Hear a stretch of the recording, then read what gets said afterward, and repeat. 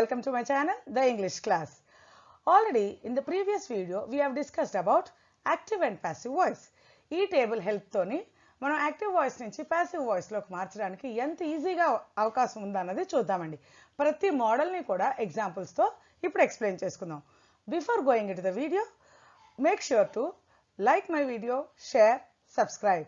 Don't forget to click the bell icon so that you get notifications immediately. Let us see the rules to change active voice to passive voice. First, interchange the position of subject to object and object to subject. అంటే subject ని object place లోకి, object ని subject plus లోకి interchange చేసుకోవాలి, మార్చుకోవాలి. మనకు already తెలుసండి, active voice లోని సబ్జెక్ట్ ఎప్పుడు కూడా starting of the sentence, doer of the action ఎప్పుడు కూడా స్టార్టింగ్ ఆఫ్ ద సెంటెన్స్ లో ఉంటుంది. దాన్ని లాస్ట్ లోకి తీసుకురావాలి.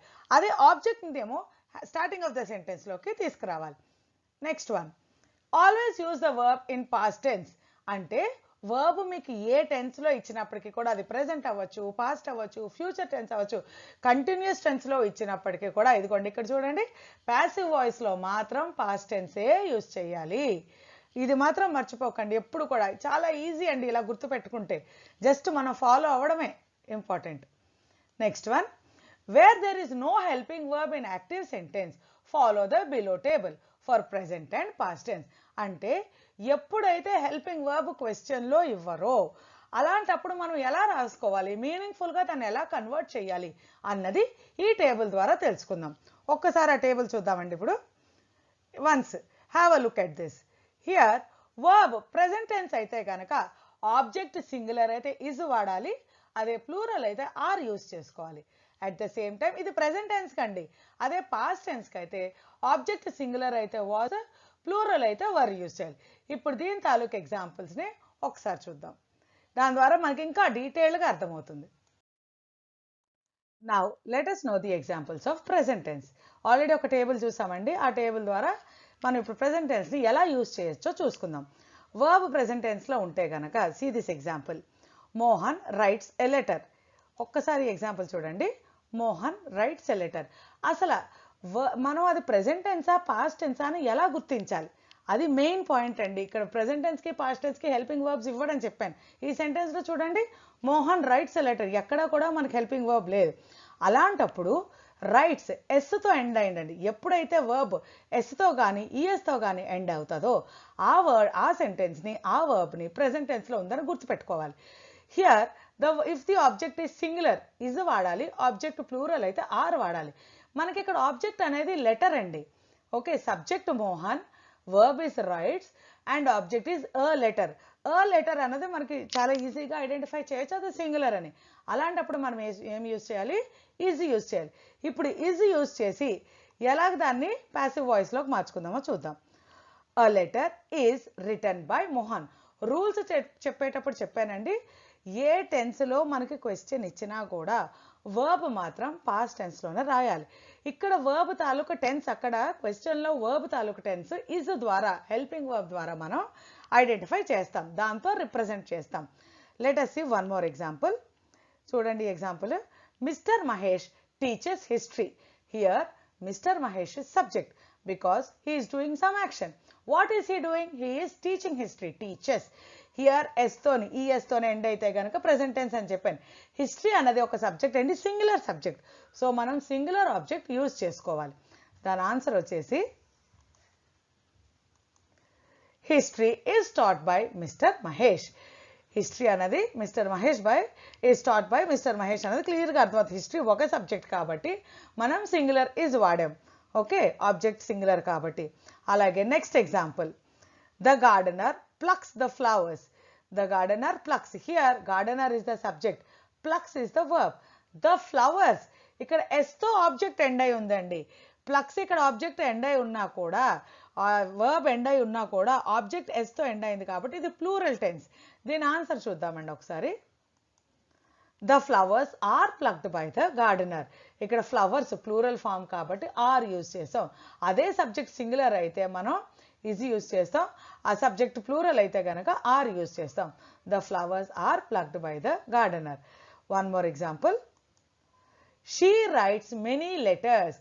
ఇక్కడ ఆన్సర్ కూడా చూసేద్దాం ఒకసారి. She writes many letters. Here many అన్న దగ్గర తెలిసిపోతుందండి plural form అని. Let us also represent, because s is there in the object, let us also represent that it is a plural object.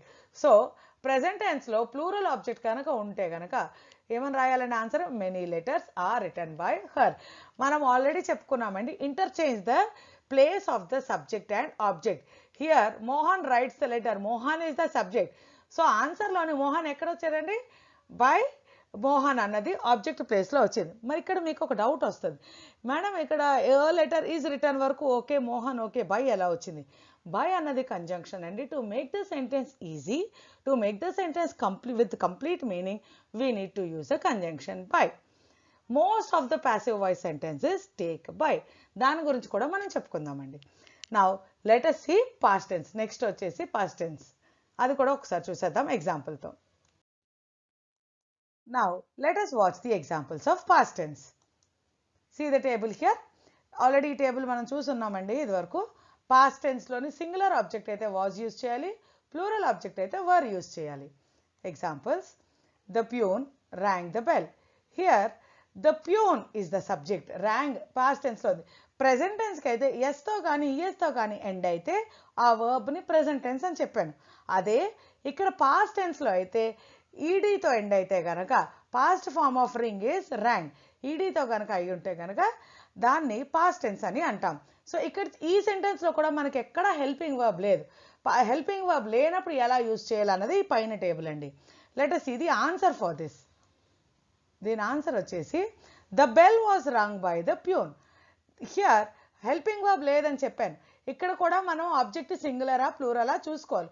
Object అన్నది singular ఇచ్చాడు, the bell, అందుకనే మనం singular object తాలూకా helping verb తీసుకున్నాం, was. కొన్ని examples చూద్దామండి. He broke the slate. Answer is the slate was broken by him. ఇక్కడ కూడా ఈ సెంటెన్స్లో కూడా స్లేట్ అన్నది సింగులర్, అందుకనే వాజ్ తీసుకున్నాం. మనం ఆల్రెడీ డిస్కస్ చేసాం, ఎప్పుడైతే టెన్స్ ఏ టెన్స్లో ఉన్నప్పటికీ కూడా వర్బ్ ఏ టెన్స్లో ఉన్నా కూడా ప్యాసివ్ వాయిస్లోని వర్బ్ మాత్రం పాస్ట్ టెన్స్లోనే రాసుకోవాలి. ఓకే, అది ప్రజెంట్ టెన్స్ అవ్వచ్చు, పాస్ట్ టెన్స్ అవ్వచ్చు, ఫ్యూచర్ టెన్స్ అవ్వచ్చు, ఏదైనా కూడా ఆ హెల్పింగ్ వర్బ్ ద్వారా మనం రిప్రజెంట్ చేస్తాం, అంతేగాని వర్బ్ని రిప్రజెంట్ చెయ్యము. నెక్స్ట్ ఎగ్జాంపుల్ వచ్చి he scored 20 runs and the answer is 20 runs were scored by him. ఇక్కడ ఒక్కసారి మనం గమనించాలండి, డిఫరెన్స్ గమనించాలి. ఈ ఫస్ట్ 2 సెంటెన్సెస్లోని ఆబ్జెక్ట్ వచ్చేసి సింగులర్గా ఉంది, అందుకనే వాస్ యూజ్ చేసాం. అదే థర్డ్ సెంటెన్స్లో ఆబ్జెక్ట్ వచ్చేసి ప్లూరల్గా ఉంది, రన్స్. 20 runs, more than 1.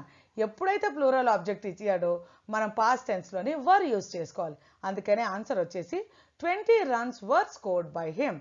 ఇంకొక ఎగ్జాంపుల్ ప్లూరల్ ఫామ్తో చూద్దామండి. The police arrested the thieves. ఎప్పుడు కూడా థీవ్స్ స్పెల్లింగ్ని ఐడెంటిఫై చేసుకోవాలి. THIEF అనేది థీఫ్ అండి, THIEVES థీవ్స్, ఇర్రెగ్యులర్ వర్బ్స్ అంటారు వీటిని. దాని గురించి కూడా మనం చెప్పుకుందాం. The police arrested the thieves, ఇక్కడ టెన్స్ పాస్ట్ టెన్స్లో ఈడీ ఫామ్లో ఉంది, చూసారు కదండి. అదే హీ స్కోర్డ్ 20 runs దగ్గర కూడా ఈడీ ఫామ్లో ఉంది. ఎప్పుడైతే ఈడీ ఫామ్లో ఉంటుందో దాన్ని పాస్ట్ టెన్స్ అని అంటాం. దీని ఆన్సర్ వచ్చేసి the thieves were arrested by the police. Here thieves more than 1 కాబట్టి we have used the past tense plural object. For plural object we need to use the helping verb were, అందుకనే ఇక్కడ were use చేసాం. ఇప్పుడు అన్ని సెంటెన్స్లు ఒక్కసారి గమనిస్తే కనుక first 2 sentences irregular వర్బ్స్తో వాడామండి, ర్యాంక్ అండ్ బ్రోక్.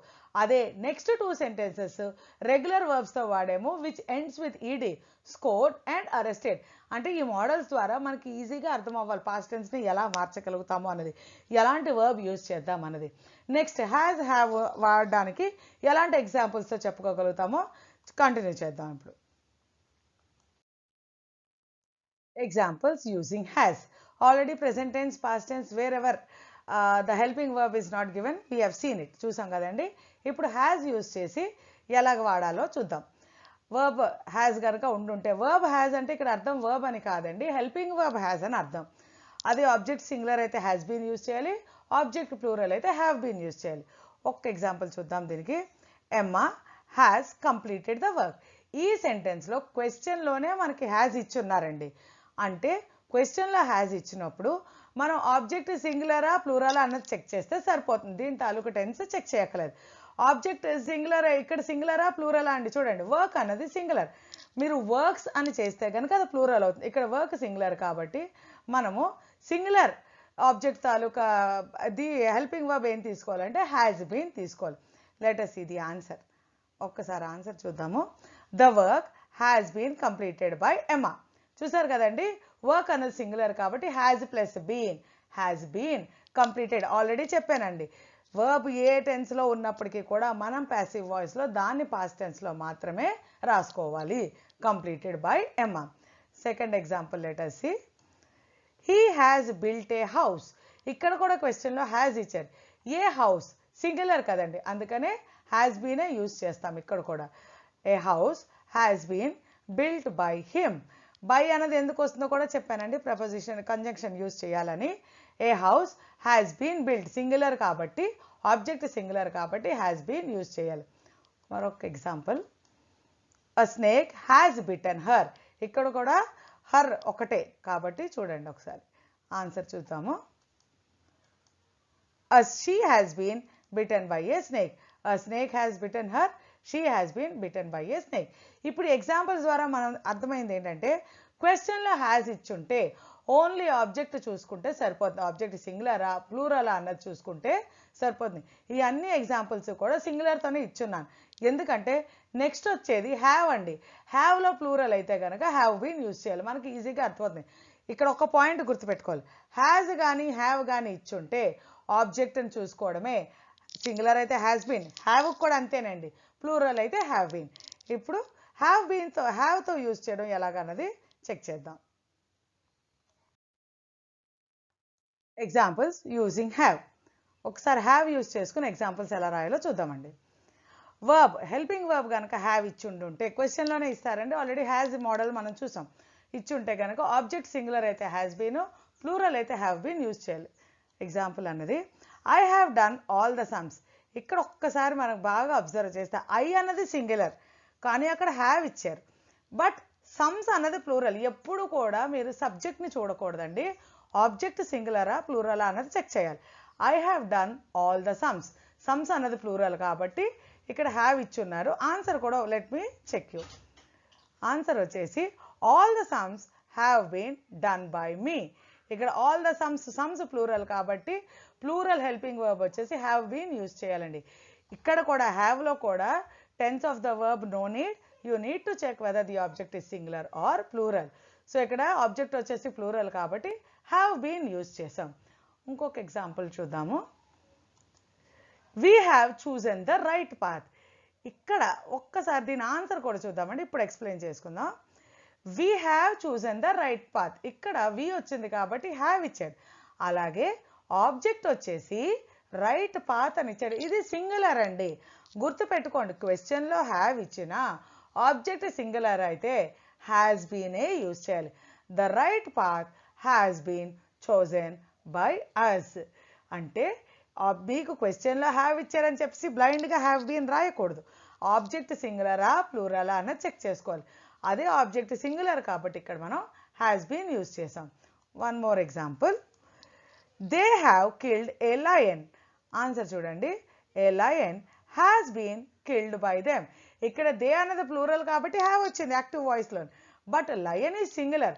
మనం ప్యాసివ్ వాయిస్లోని ఇక్కడ a lion have been killed అని రాయకూడదండి, a lion have been killed అని రాయకూడదు. Okay, a lion has been killed by them అన్నది రాసుకోవాలి. లయన్ సింగులర్ కాబట్టి సింగులర్ ఆబ్జెక్ట్ వచ్చేసి హ్యాస్ ప్లస్ బీన్ కాబట్టి హ్యాస్ బీన్ యూజ్ చేసుకున్నాం. I hope all of you understood these models. Have ఇక్కడ ఈ సింగులర్ వచ్చి హ్యావ్ వచ్చినా కూడా సమ్స్ ప్లూరల్ కాబట్టి హ్యావ్ యూజ్ చేసాం. వీ హ్యావ్ వచ్చినా ఇక్కడ రైట్ పార్ట్ అన్నది సింగులర్ కాబట్టి హ్యాస్ బీన్. అలాగే లయన్ దగ్గర కూడా హ్యాస్ బీన్కి హ్యావ్ బీన్కి కన్ఫ్యూజ్ అవ్వకుండా ఈజీగా అండి. అందుకే ఈ టేబుల్ ఇక్కడ హ్యావ్ అని ఇచ్చినప్పుడు సింగులర్ ఆబ్జెక్ట్ అయితే హ్యాస్ యూజ్ చేసుకోవాలి, ప్లూరల్ ఆబ్జెక్ట్ అయితే హ్యావ్ బీన్ యూజ్ చేసుకోవాలి. ఎప్పుడైతే హెల్పింగ్ వర్బ్ ఇవ్వలేదో పాస్ట్ టెన్స్ ప్రెజెంట్ టెన్స్ అన్నది చెక్ చేయాలి. హ్యాజ్ హ్యావ్ ఇచ్చినప్పుడు ఆబ్జెక్ట్ అనేది సింగులరా ప్లూరలా అన్నది చెక్ చేస్తే సరిపోతుంది. నెక్స్ట్ హ్యాడ్ మోడల్ చూసేద్దాం.